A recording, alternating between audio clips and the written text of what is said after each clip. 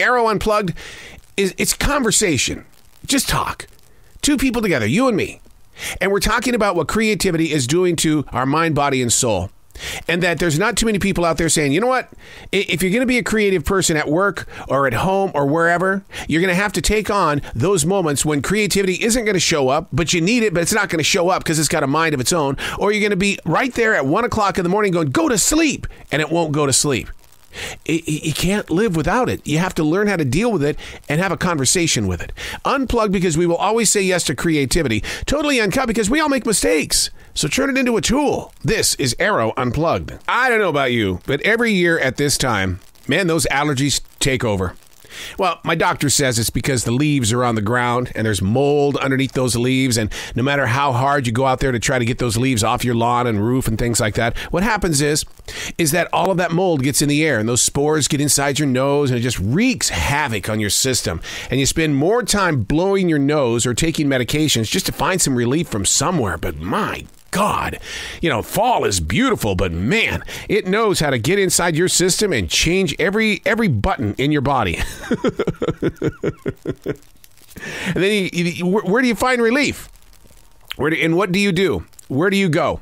There's so many different ways that we can handle a situation like this. I mean, I could stay in the house all the time, but somehow those little spores are going, I want that monkey. Get him. We've got to somehow get inside his nose, his lungs.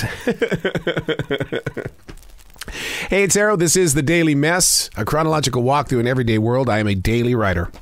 I am very much aware of everything around me, and it's just who I am. I used to blame it on being a broadcaster because, we always look for those subjects that we can bring to the song intros where listeners go, damn, he's one of us. He's talking about what I'm living right now.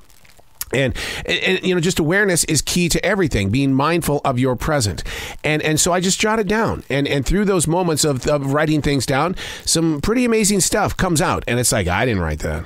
Even though, the cameras show me I'm writing it. I'm just a tool. So in all reality, writing to me is just the art of listening. This is The Daily Mess. Man, I'll tell you what, that forest this morning, it was holding on to a glow while I was walking through it. Oh my God. It was amazing. The sun wasn't even up yet, but yet it was shooting its rays, straight up into the sky, creating a halo of vibrant, soft colors. Purples and pinks. There was mauve up there and whatever else it wanted to invent. And even for some reason, those leaves that I was talking about, they were laying on the ground, just holding on to the color of the sky. And it was like, wait a second. Normally, leaves are like brown, and by this time they're crusted and they're black, but not this morning. They were. It was like a red color. There was just something about the leaves meeting the color of the sky, and there was this light fog that seemed to connect the two different universes.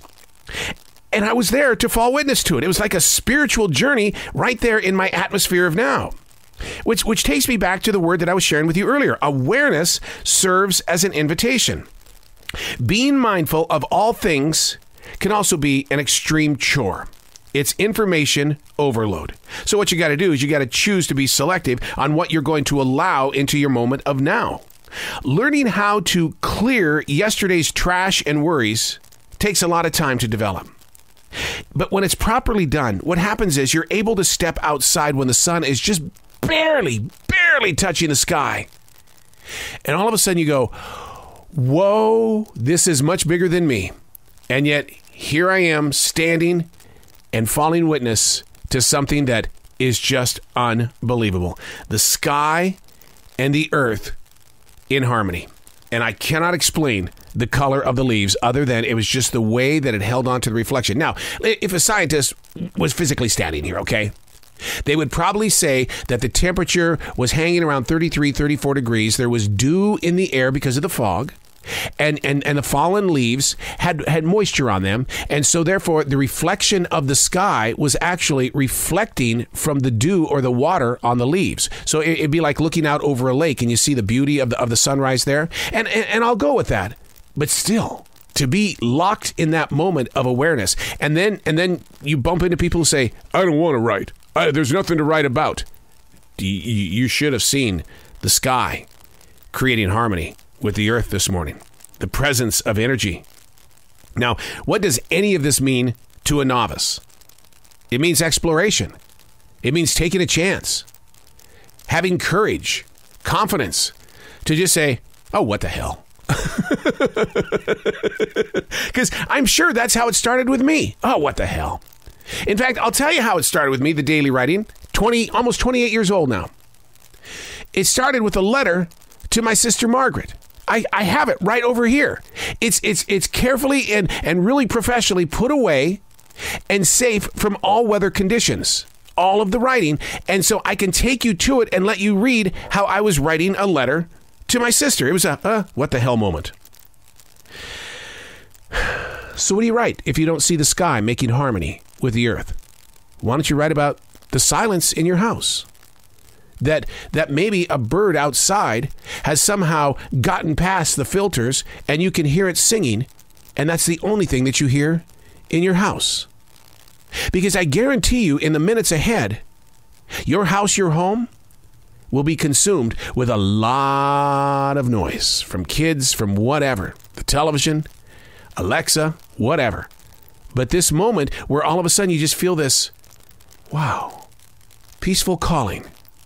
Write about that. Learn to understand it. More importantly, learn to get back to it.